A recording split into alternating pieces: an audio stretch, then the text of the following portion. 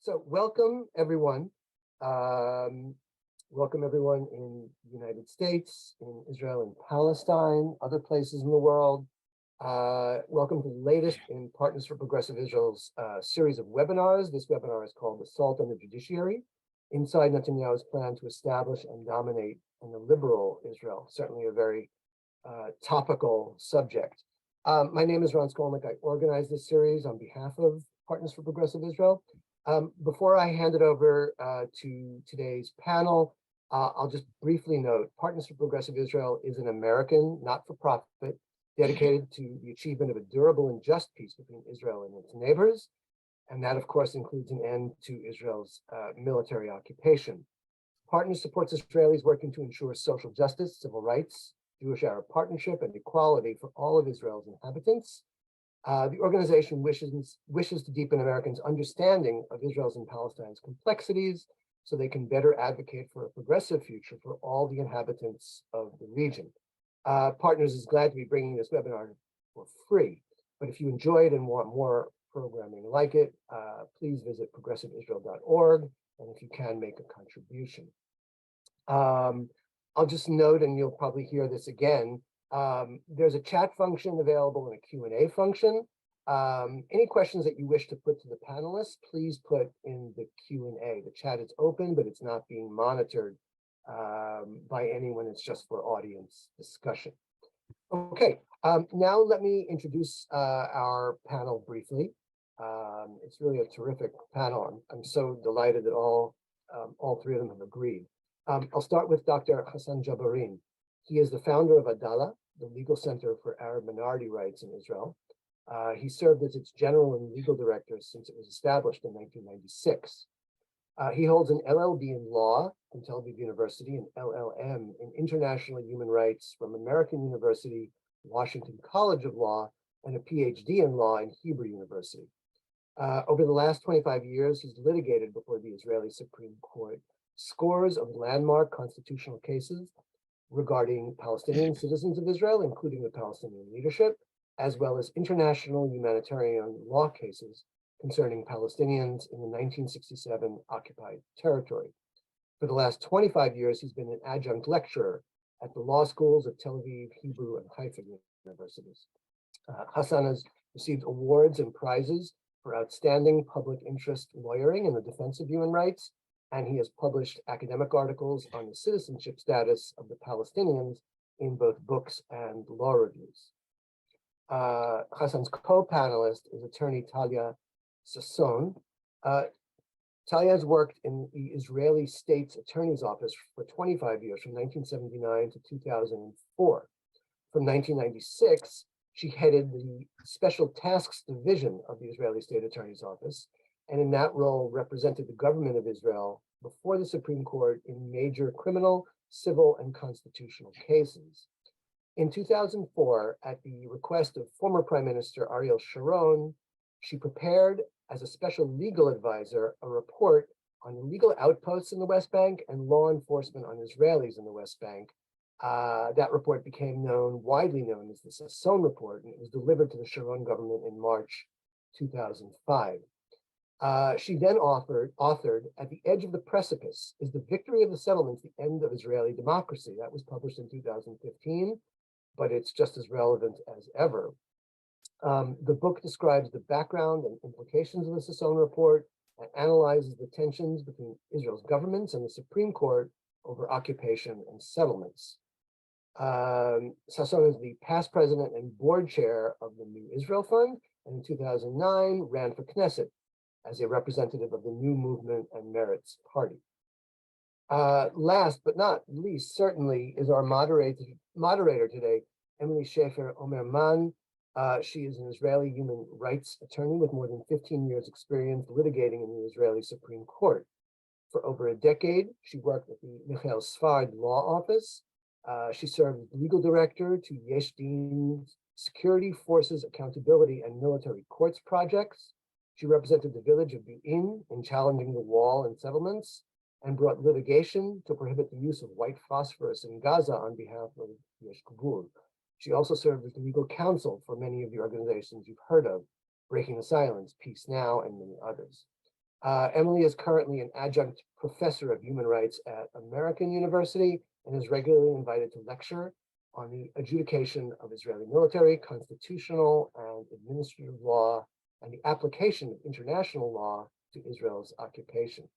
So it's really an all-star panel. I'll get out of the way. I'll hand things over to Emily. I'll be back at the end to wrap things up. Thank you so much for tuning in, and thanks to our wonderful panel. Thank you so much, Ron, and welcome to everyone in our audience. I'm really so honored that Partners for Progressive Israel invited me to moderate this event. The topic couldn't be closer to my heart, and Talia and Hassan are two of my greatest role models. So I feel very fortunate. And before we hear about them, I want to give just a quick word about the structure of the webinar, and then also a few words of background. So for the first probably 35-40 minutes, I'll be posing questions to the panelists. And then after that, we're going to be turning it over to you, the audience, to ask questions that Talia and Hassan will answer for you. Just a reminder that the chat is for you to discuss amongst yourselves, and the Q&A function is for you to add your questions. You can do that at any time, and then we'll pick them up during the Q&A session. So I just want to give a few words of background to make sure we're all kind of on the same page when we dive into this pretty complex topic. So you're probably asking yourselves, and we're going to hopefully get into when Israel's judiciary became an enemy of the people. And actually, the history goes back pretty far. In 1948, when the state of Israel was created, there was a secular judiciary modeled after the British common law system, not that different from the US common law system. The main difference, though, being in sort of the details of the checks and balances, and maybe the weight in those balances on the three systems or three branches of government, since by definition, under Israel's parliamentary system, the executive branch is always the majority in the legislative branch, and there are no local or regional representatives. There's always been tension between the religious and secular parties, and that's one of the main reasons why there's no constitution in Israel. Rather, there is a set of now 14 basic laws with quasi-constitutional status, most of which can be annulled with a simple majority of 61 of the 120 Knesset votes. In the 1990s, the Israeli Supreme Court, under Chief Justice then Aharon Barak, began to play a more prominent and to many controversial role in Israeli society by essentially granting the court the authority to judicially review decisions or laws that were passed by the Knesset, and started ruling in favor of granting or expanding rights for a lot of different minority communities, LGBTQ, gender issues, and greater separation of religion and state. So public trust in the Supreme Court has been kind of always a fraught issue, a lot of times falling along political lines. But in more recent years, particularly under the Justice Ministry, when Ayelet Shaked was heading the ministry from 2015 to 2019, there started to be limitations placed on the authority of the Supreme Court, and then in particular to take West Bank land issues out of the court's hands. And now the current government is proposing even greater reforms, or as I believe Talia and maybe Hassan also called it, a real judicial revolution, which includes just in very brief terms, and I hope that we'll get more into details of this, a veto or override clause allowing the Knesset to override a Supreme Court ruling striking down legislation as unconstitutional, essentially really stripping away that judicial review, banning judicial review of the basic laws, which stand in as the Constitution, stacking the Judicial Appointment Committee with politicians or political figures chosen by the government. Right now, the committee that selects justices has 9 members. 3 of them are justices themselves. 2 are members of the Israeli Bar Association, and the remaining 4 are politicians. So they want to make a majority of the committee politicians, and then revoking the reasonability basis that is used to nullify or change actions by actors of the state, different agencies, and turning ministerial legal advisors into essentially political appointees. Just one last word about the term government, because it's a little bit confusing when coming from the US perspective. The sort of little g government we could refer to as, all 3 branches of government, but in Israel, the Israeli government with a big G refers really to the ministries and the cabinet. And so that's something to bear in mind in the discussion. So now we're kind of moving into present moment, lots and lots of weekly demonstrations against these reforms, a real chasm in Israeli society. And Talia, you recently published this week a powerful opinion piece in Haaretz newspaper, warning that the democratic bedrock of the country will be completely eroded if the current government restructuring is put into place, government, little g government. This isn't the first time that you've warned about Israel's democracy being at risk, particularly with regard to the settlement movement and expansionism. Your 2005 report, the Sasson report, uncovered illegal settlement construction and corruption at the highest levels of government. And your 2015 book, you described there the victory of the settlement movement and the tension between the Israeli government and judiciary. Is what we're seeing now simply a more extreme version of this trajectory that we've been on for decades?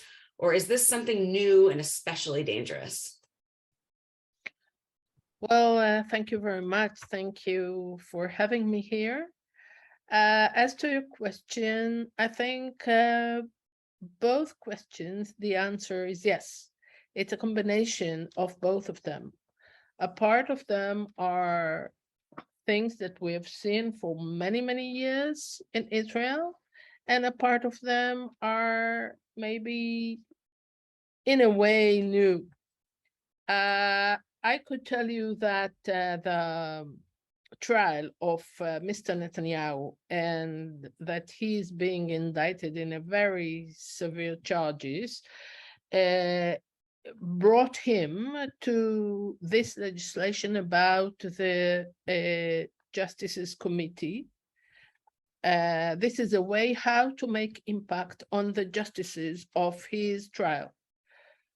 The need of Netanyahu with having a coalition and a government brought him to the fact that he needs to take care of dairy. He's the head of Shas party. And since the Supreme Court disqualified dairy just a few weeks ago, he needs to find another solution. So his solution is that he will legislate a law according to the Supreme Court won't be authorized to supervise any basic law in Israel. And more than this, even about regular law, only a decision of unanimously decision could repeal a law by Supreme Court.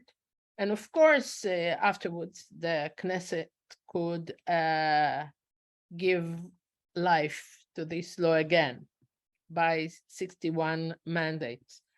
Another reason for what we see is their will to have an annexation of land from the West Bank.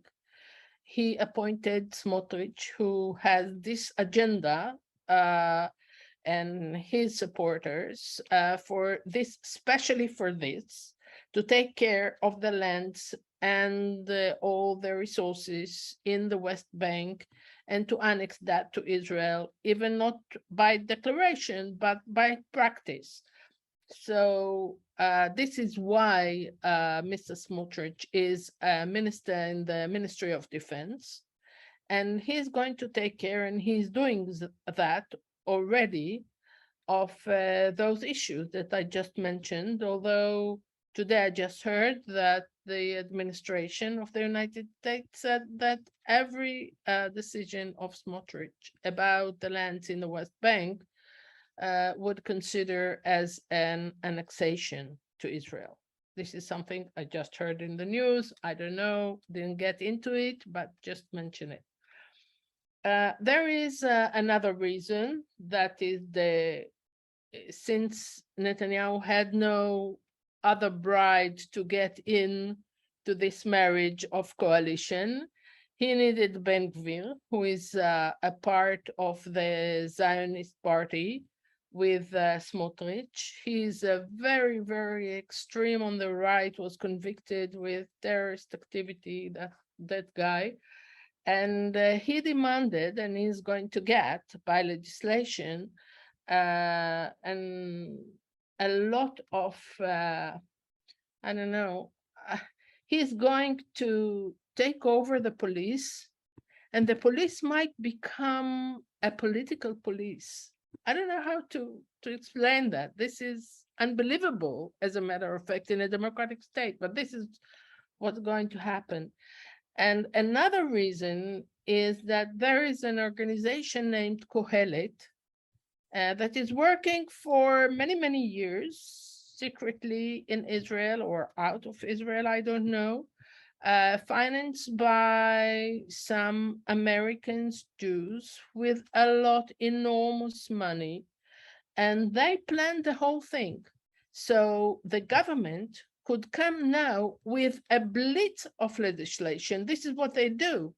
This is something you ever seen such a thing. In days, in hours, they're going to bring those laws to the Knesset and legislate that. This is a revolution. And to my great sorrow, in my opinion, it's unconstitutional. It's against the Declaration of Independence. This is a disaster for everyone who loves the state of Israel. Thank you, Talia. Hassan, I'd love to turn to you now.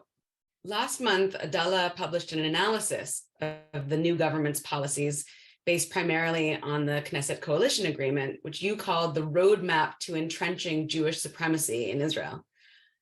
One of the aspects of the roadmap that you identify is restricting the authority of the Supreme Court. Can you talk about why this is such a dangerous new development next to all the other policy and legal changes you name, and how it serves to entrench a regime of Jewish hegemony? Oh, you just need to unmute, Hassan. Hi, thank you for inviting me, and I am happy to be with Emily, that I know her for years, and Talia, that I also know for years. It's true, we published a paper, about 20 pages, analyzing this government and all the agreements between the political party that constitutes the government, and we analyze it from legal perspective. So our paper is not tackling only the issue of the judiciary. It's wider than that. In fact, the judiciary takes maybe 1 page or 2 pages of this length, because the other aspects are even more dangerous and illegal from international law perspective that this government intend to do. First, this is the Likud is a ruler political party. As a ruler political party, usually it has some flexibility that it goes and follows the coalition that it composed. This time, they composed coalition with 2 sectors. One sector is the Haredim, all the Haredim, Hasidim political parties, and the other is the Zionist political party. Let us start with the Zionist political party. This party has two leaders, Smotrich and Ben Gvir. Smotrich target is the Palestinians in West Bank and East Jerusalem. This is his main target. This is the target of the leaders of the settlers. Ben Gvir target is the Palestinian citizen of Israel. So this is why we have the coalition agreement between the Likud and this political party focus on those matters, Palestinians, West Bank, East Jerusalem, and Palestinian Israel. The team are interested not in the Palestinian rights, they are interested in the identity of the state, the relationship between religion and state. And this is why we have many, many provisions of the agreements about strengthening the identity of the state, strengthening the identity of the state as a Jewish religious state. So if we read the agreements, we will find that, first of all, the Jewish nation state law is major in those agreements. The government wants to implement the Jewish nation state law. The leading provision articles of this government agreement is to ensure that only Jews will have the right for self-determination in Eretz Israel, not even in Israel, meaning in mandatory Palestine. And only the Jews will have this right and this group right. Another provision that came from the Jewish nation state law, that this government must widen and expanding Jewish settlements in the Green Line, Jerusalem, the Golan Heights, and West Bank, meaning to adopt policy of segregation in land and housing. And also the agreement include to continue confiscating the Bedouin land in the Nakab, what we call the unrecognized villages, and to try to control those villages. The police aspect also to have more hand for open fires, to be flexible in open fires against citizens. And as I said, emphasizing the Jewish identity of the state. This is why this government is dangerous for the Palestinians everywhere under this living under Israel government. And all what I mentioned, they are problematic from international law perspective, and also some of them from Israel legal perspective, about expanding the settlements and confiscating private lands of the Palestinians. It's considered one of the war crimes based on international criminal law. So in order to ensure all of this, it comes the issue of the judiciary. You have to limit the power of the judiciary legal system and to make it political legal system in the meaning to follow the politics and not to allow the law control the politics. This is why this provision is important. You cannot have an easy life to implement those illegal articles without putting the law aside. This is why the attack of the court is connected to those matters. Doesn't mean that the courts all the time, and we will reach that, defend the right of the Palestinians. I am not saying that. But for this government, in order to ensure all of those aspects, they must control the power of the Israeli Supreme Court. And this is what they are doing. All of those issues raise a question from international law that all the time the Attorney General of Israel argued that ICC has no jurisdiction over Israel. One of the dominant reasons because Israel has independent legal system. Now this government saying the Israel legal system is not independent, and we are going to control it, and we are going to implement the Jewish nation state law that the world perceive it as racist law. Thank you. Thank you, Hassan. Maybe continuing on that line, I'll ask you, Talia, you talk in your Haaretz piece about the need for the government to return to and uphold the Declaration of Independence, as you talk about the critical role of the Israeli Supreme Court as a gatekeeper of those foundational democratic principles. But as we mentioned before, constitutional law in Israel is essentially judge-made law, and the court gave itself the authority to judicially review laws. So do we actually need more than just to stop this attack on the judiciary in order to achieve genuine democracy? Well, you know, it's like the Everest now to climb. First of all, we need to stop the whole revolution. That would be, you know, what we thought before, that our democracy is not strong enough. There should be done a huge corrections for maintain democracy, ending the occupation, having a peace agreement with Palestinians, having a constitution in Israel, all those things that could maintain Israel's democracy. Now what we are facing, that what we had, it looks like heaven for us. What we're going to face is a horrible world for us, a horrible one. So to your question, yes, we could do a lot more, but first of all, we have to stop it, to stop what we see right now. And our power to do that is not very strong.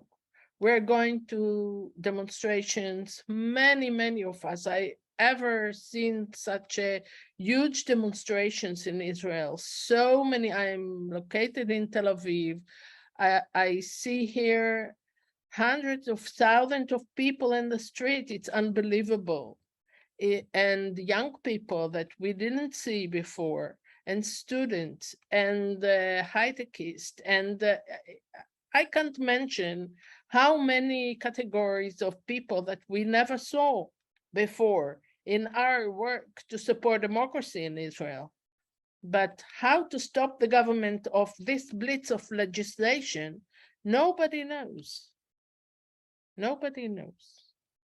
And I assume that you will have some question what might be afterwards. So I'm waiting. Great. You know, Hassan, you and I have been part of discussions over the years amongst many different lawyers and practitioners in the human rights space about the merits of bringing cases at all to the Israeli Supreme Court on behalf of Palestinians, given the court's deference to the state, to the security establishment, and its role in further entrenching and perpetuating human rights abuses, whether in the occupied territory or the inequality that we see between Jewish and Palestinian citizens of Israel. You know, back in the first Intifada in the late 80s and early 90s, there were even calls to boycott the Supreme Court entirely. And many Palestinian and Israeli NGOs have taken this position again in recent years. B'Tselem is one of them, Al-Haq is another. What do you think? Is it time for a widespread boycott? This is a question about the boycott of the court. Today in the world, we can consider it as the Palestinian question. In the past, it was the South African question. And the ANC raised this question because the ANC found that when the Africans won cases before the South African courts, South African regime immediately used this success in their propaganda in the war to address the international community and to say that this country is country rule of law and country and the only democratic state in Africa. And in the end, the ANC didn't decide to boycott because they found that they cannot ask the people to demonstrate and to take risk and to violate the law and not to give them legal aid to support lawyers to defend them. And I spoke with some of the leaders of the ANC 10 years ago, and some of them who argue to boycott the court became justices in the Constitutional Court of Africa, South Africa. And one of them told me that the decision to continue to go to the court was right because they couldn't ask the people to demonstrate and to protest without legal aid. Now, I think today also this question is Palestinian question, and the Palestinian case is much harder than the South African case, because if I want to compare with the successes of the Africans before South Africa courts, they had more success than the Palestinian before Israeli courts. One example for that, when South Africa came to prohibit the family unification rights for the Africans, the court intervened and protect this rights, the family rights. Israeli Supreme Court didn't do that. However, I cannot say that it's easy to come and to say boycott the court. People need legal defense. And if I boycott the court, it doesn't mean that all the lawyers in Palestine, Jews and Palestinians, will follow me and boycott the court. There is the private sector, and there are families that they want to defend their rights and to continue to go to the court. In fact, we didn't see phenomena that people succeeded to boycott judicial system under either apartheid, under colonial regime or settler colonial regime. Even the slaves didn't boycott the courts in USA. So this question to boycott, it's not easy. As you mentioned in the first intifada, it was decision to boycott the court. Okay, the Palestinian lawyers from West Bank didn't go to the court, but they were replaced by Palestinian lawyers from Israel who start to defend the Palestinian and Israeli Jews lawyers that they start. So it has no effect. The question is, we as human rights lawyer, our role to be critical to the court and not to be voice of the court. And even if we succeed in cases, to come all the time to expand and to speak about the role that the court take on the sides of the oppression of the people. But to boycott, it's always difficult to do that. I think the strategy will be now, since the court has a conservative judge and under attack, and the history of the court, as you said, wasn't even when they had liberal judges, didn't defend the rights of the Palestinians, to try to take more defense cases rather than affirmative right cases. Defend cases, meaning that if they want to deport me, if they want to take my citizenship, if they want to put me in jail, if they want to criminalize me, to defend my rights. Affirmative cases is to ask for constitutional rights. That's problematic because the success is not ensured, and maybe those cases will give legitimacy for the government to ensure. So the focus I see that will be in defense right cases and before lower courts as much as we can, and not before the Supreme Court. Thank you, Hassan. So such an interesting perspective, especially bringing in comparison to the South Africa case, and that nuance also about what types of cases. It's not just yes or no. It's how and when. Talia, we've been speaking a lot about the impact of the assault on Israel's judiciary, or maybe on democracy as a whole, on Palestinians, whether in Gaza, Nazareth, or Nablus. But these measures also threaten to impact Israeli citizens, including Jewish and Palestinian citizens, on a full spectrum of issues, from women's rights to LGBTQ rights to freedom of speech and freedom of the press. Can you paint a picture for us of what Israeli society would look like if the current government succeeds with its plans?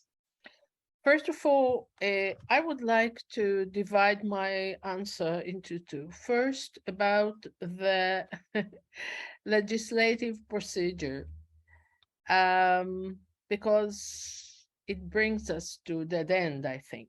Let's assume that they're bringing on Monday the first steps of the legislation for the first call. There are 3 calls, and afterwards some small corrections. They would bring it to 2nd and 3. They could do that in 1 day, and the legislation would pass, in my opinion. And then would be an appeal to Supreme Court about the legislation to repeal it.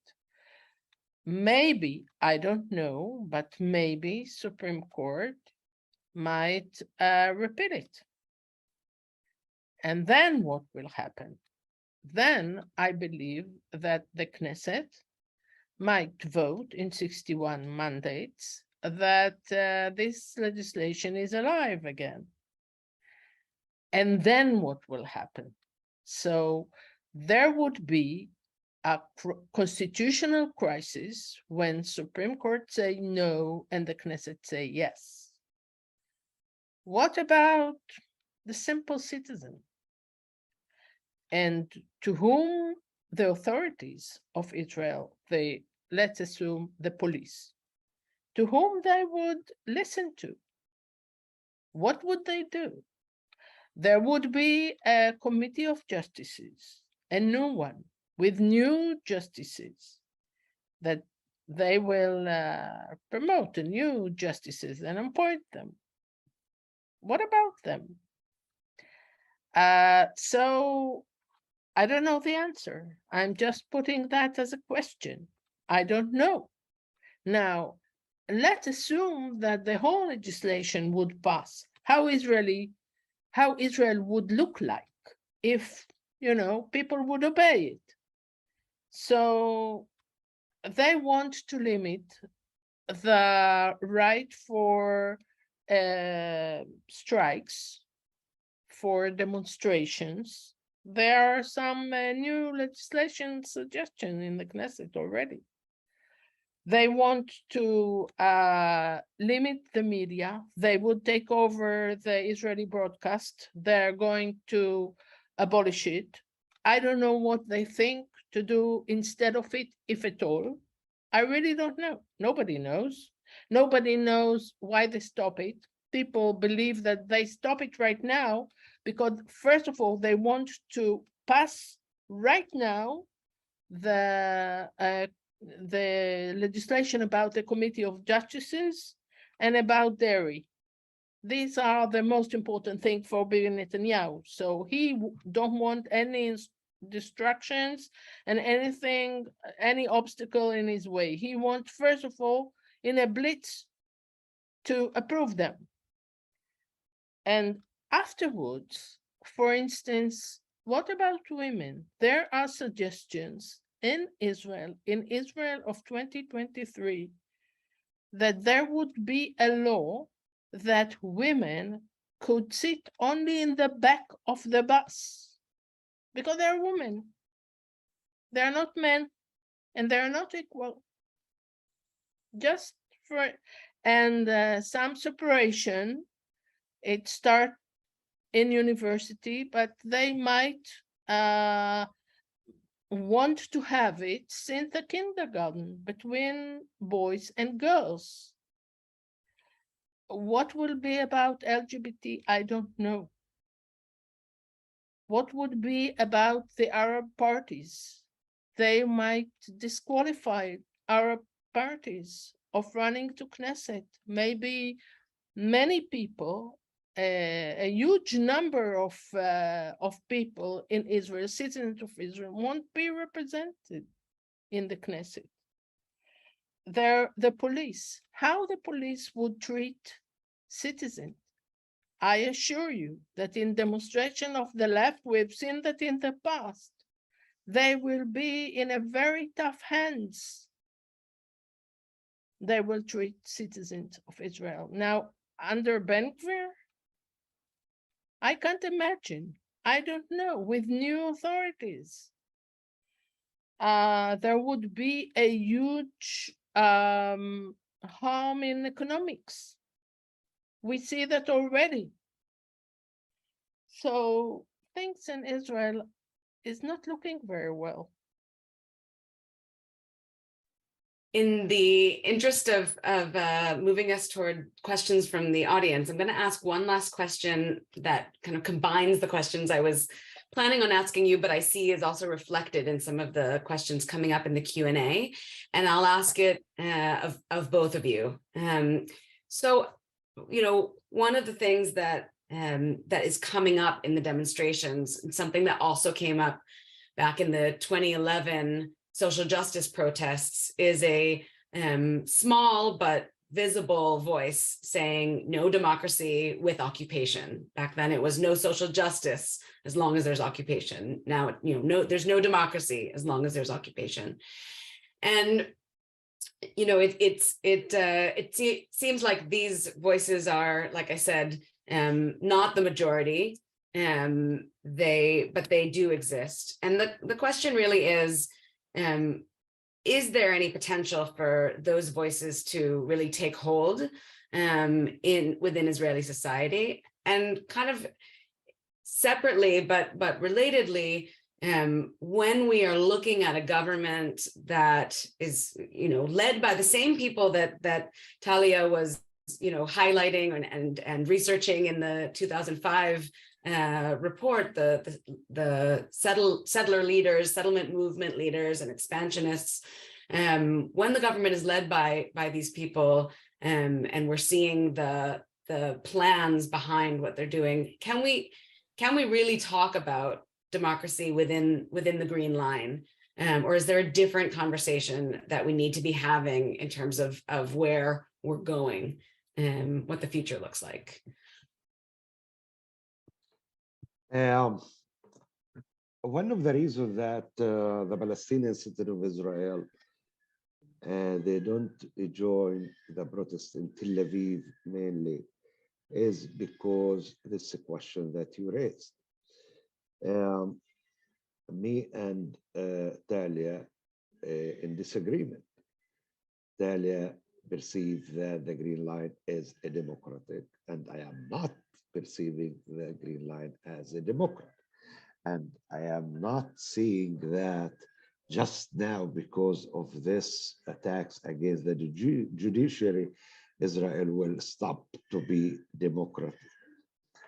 I perceive that Israel non-democratic regardless to this judicial attack on the judiciary. And regardless even to the question of the occupation, although there is a dynamic between the Green Line and beyond the Green Line. And the occupation, of course, the continuation of the occupation influence the laws in Israel. However, we can speak about the Green Lines a little bit separately than the occupation. We can see that until 66, the Palestinians, since they were under military regime, exactly as the West Bank until now. after the occupation of the West Bank, Gaza, and East Jerusalem and Golan Heights, this regime was transferred to that area. But doesn't mean that the Green Line became a democracy. After that, Israel is the only state in the world that has 2 tracks of citizenship, which based on ethnic belonging. Jews has right of citizenship different than the Palestinian citizens.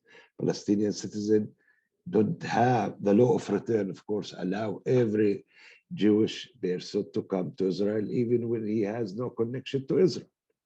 Palestinians don't have the right to come to their home if they are refugees. And Palestinian citizen cannot have family unification.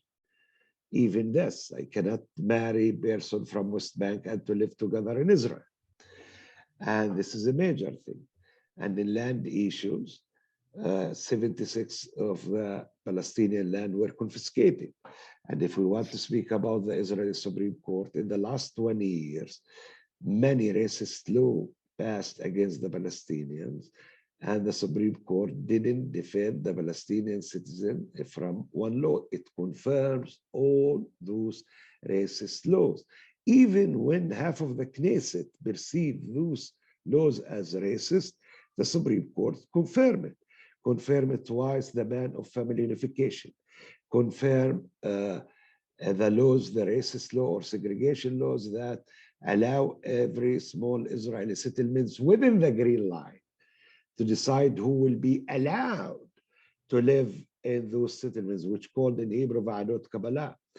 And it a confirmed law that allow the majority of the Knesset to expel and to stop the membership of Arab members of the Knesset, which called the expulsion law or Hukadaha, and the boycott law, and the Nakba law that prohibit the Palestinian to commemorate the Nakba, like Palestinian institutions that are linked to the state. So the Supreme Court wasn't democratic with the Palestinian, and this is why the Palestinians don't join the protest. It's not just only because the protest under Israeli flags. It's because the 2 different perspectives. However, doesn't mean that the Palestinians won't be the first to pay the price of this attack against the judiciary. At least they won't have a place to exercise their right to be heard, to bring cases. Of course, they will be a victim of that. But here we have different perspective, and this is why I am for a state for all of its citizens, not the state that define itself as state for the Jews and only for the Jews. I'm not against the right of Jews, but I'm asking what about the right of the Palestinians, and why the Palestinian citizen cannot be to live in their homeland with full equality. I always, and I say that before the court, I cannot accept that there is one Jewish person has right more than any Palestinian on the Green Line.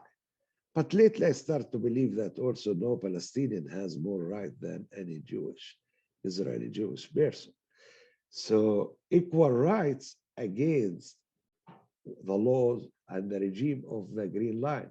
The Green Line is negating the political rights of the Palestinian. This is why I don't see it as a democracy, but of course, what next if the Green Line is not democratic and there is no, we don't see the end of the occupation, and we don't see that the project of 2-state solution is working.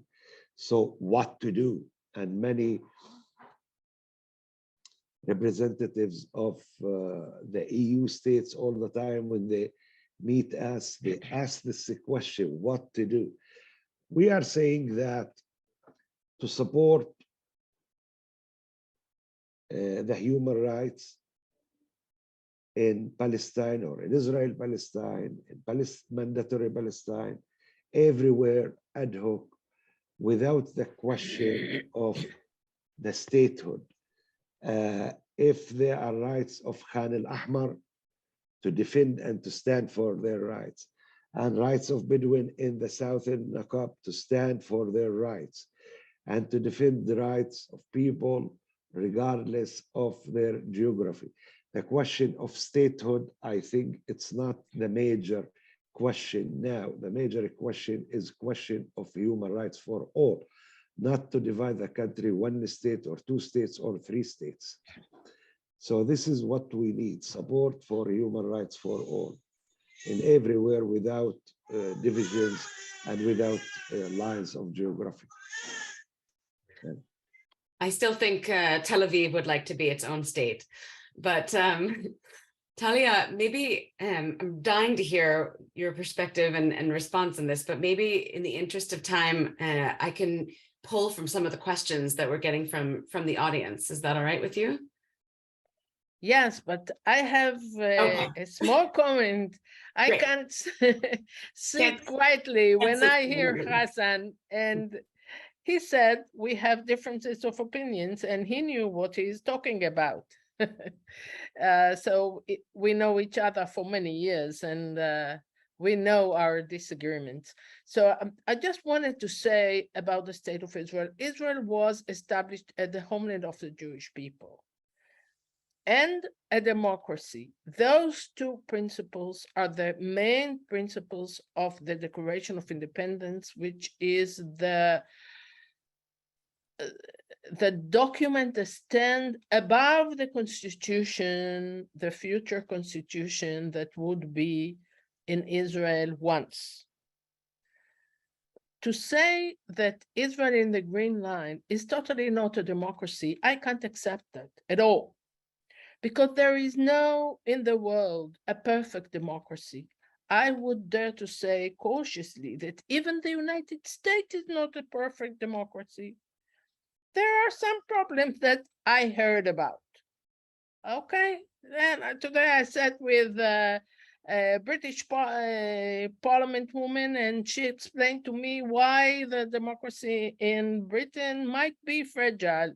Okay, so everyone has his own problems. Israel has a lot of problems, but Israel tried to become a democracy, and there is an internal debate about that in Israel all the years, about how to turn to be a better democracy.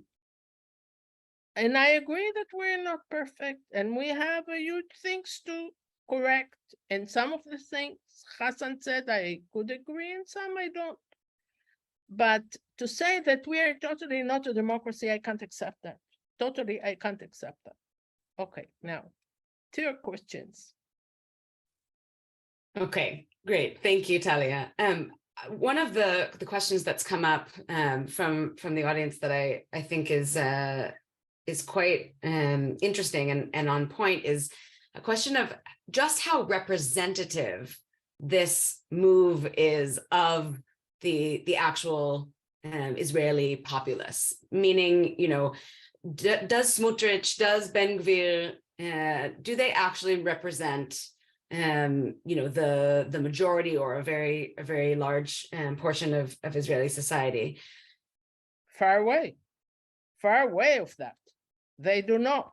What they have, look, what they have is 7 mandates for Smotrich and 7 mandates for Ben-Gvir.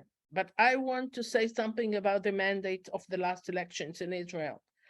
About approximately 10 mandates were left alone out of Knesset because they couldn't enter because of some procedures. But they're not there. Meretz party is not there. The Hadash party is not there. And there are others who voted. Now, 10 mandates, most of them, the majority of them, weren't voting for Netanyahu. And he has only 4 mandates. 4 mandates, above 60. So, and there were, you know, more than 2 million people who didn't come to vote. And they could vote, and they didn't come to vote. This was the 5th election in Israel, one after another. People are tired. We're tired here from elections. We had to ask them to really to convince them to go to vote, whatever they wanted to vote. We didn't tell them what to vote, but go to vote. So when they are speaking on behalf of the majority of the Israelis, this is not true. This is something to bear in mind. Although in the Knesset, they are the majority, a part of the majority by coalition. They don't represent the majority of the people of Israel. Not the majority of people of Israel would vote to the Zionist party, whatever. They use this name Zionist for wrongdoings, or Ben Gvir. Right. I remember in this last election that if you counted the actual votes among those who did vote, right, which isn't the entire population. I think it's something like 50% of the population. But even amongst the voters, the majority voted for center to left parties. But because of the way the system works, not all of their parties pass the threshold, and of course the coalition system means that there's more power even to minority parties. And there are polls of today that they publish in Channel 12, for instance, that I've seen, that a part of those who voted for the right, for Bibi Netanyahu, are not supporting this revolution. They're afraid of it. They see right now some of the results about economics, for instance. They don't support it at all. This is going to serve Bibi Netanyahu personally for his own things, and to give a chair of a minister to Mr. Deri because they need him in the coalition. This one who was convicted 3 times of some kind of theft. Yeah, theft, fraud. Fraud, theft, whatever, bribe, whatever, corruption. Hassan, I think a lot of people in the audience are wondering what can be done from abroad, from the diaspora, from the United States in particular, to support Palestinians, Palestinian citizens of Israel, and Palestinians in the region broadly, to prevent annexation. And maybe you can start us off, and then because we're running short on time, say also, any final kind of comment that you want to add, and then we'll come back to you, Talia, to also say a final comment. All right. Yeah, I think that the Palestinian case all the time was in the international agenda. The Palestinian people today is the only people, almost the only people in the world that they don't have the right for self-determination, and they don't have the right to exercise their group rights. And the power of Israel regime is that it's supported by the Western countries, by Western Europe, and by US. And those countries, the support of them is not going to all the time to good things, to the education of the people in Israel, to the right or social and economic rights of the people. Those goes also to control, even if they don't intend that this finance support or armed support to Israel or any kind of support, they go, many of that, to control the Palestinians, to maintain the occupation. The Israeli occupation is the longest occupation after the Second World War. And we, the Palestinian citizens, have been more than 70 years live under direct, official, discriminatory regime. I said me and Dalia are different in this perspective. Dalia answered me that there is no perfect democracy. I agree. But the problem with Israel that its racism is official policy. It's part of the laws. This is the problem, that we are living the segregation era of US, not the today era of US.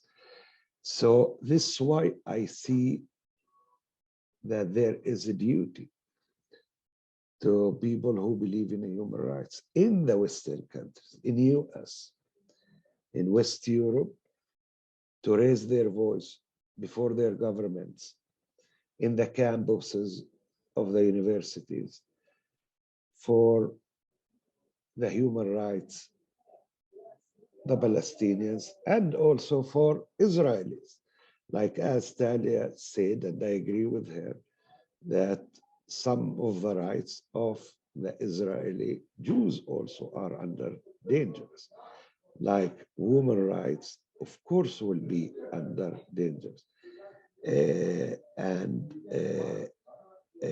Gay and lesbian rights will be also under dangerous, because we are speaking about ultra-Orthodox government that going to limit those rights. So I think that there are a lot of things that if I am American or if I am French or living in America, living in France, living in UK, to do. I can do that from my position, always to join statements and to raise your voice, and to join also demonstrations that support the human rights cause in Israel-Palestine. This I can say that. And I feel that somehow it's duty, moral duty, because those states support Israel to continue its controlling the Palestinians. And if I am citizen of those states, I must make my distinction between me and my state. Thank you, Hassan. Talia, over to you for some closing words. Yes, I want to say two things, one to Hassan and one to our listeners. To Hassan, I want to say that you're doing a huge mistake by not joining us, the demonstrators, for democracy of Israel. This is your interest exactly as it is mine. You could disagree that Israel is the homeland of the Jewish people. You could think whatever you like. But for democracy, you have to fight and you have to join us. And you are doing wrong for your society. This is one thing that I wanted to say to you and to the listeners. First of all, thank you very much that you have enough interest to listen to our problems. Israel is the homeland of the Jewish people, and I hope that every Jew around the world in any community is feeling with us our sorrow and pain. This is an interest of every person, Jew or not Jew, to support a state to be a democracy. This is against humanity not to be a democracy, a dictatorship. This is not our way. This is not the Jewish way. And I ask you, if you want to do something, is to demand from your leaders not to legitimate Israel with its policy, with its prime minister and government, what they're doing. This is not legitimate what they do. Stop doing that. Stop turning Israel into a dictatorship. We have to remain a democracy. That's it, what I have. Thank you so much, Talia and Hassan. Thank you to everyone in the audience. I'm going to turn things now over to Ron to give us some closing remarks. Thank you all. Less closing remarks and more just to thank everyone, Hassan, Talia, Emily. Thank you so much. And I'm really pleased just as a listener to also hear where the disagreements are as well as the agreements. I think it was a wonderful webinar. Thanks to everyone who joined us today. Also thanks to my colleague Dinesh Sharma, who's been working diligently behind the scenes to make this discussion happen. Hope you've enjoyed it. For those who missed the opening, I'll mention again, while today's program has been free, generous contributions will enable the organization to deliver these events at no cost. So please visit progressiveisrael.org, check out upcoming programming, and there will be more webinars coming soon. And if you can, make a donation. Thank you, everyone. Stay informed, stay vigilant, and to quote what Haaretz recently published in the New York Times, democracy can die in the daylight too. So if you think it can happen, think again. Thank you, everyone, for joining us and being part of the struggle. Thank you. Thank you. Thank you all. Thank you.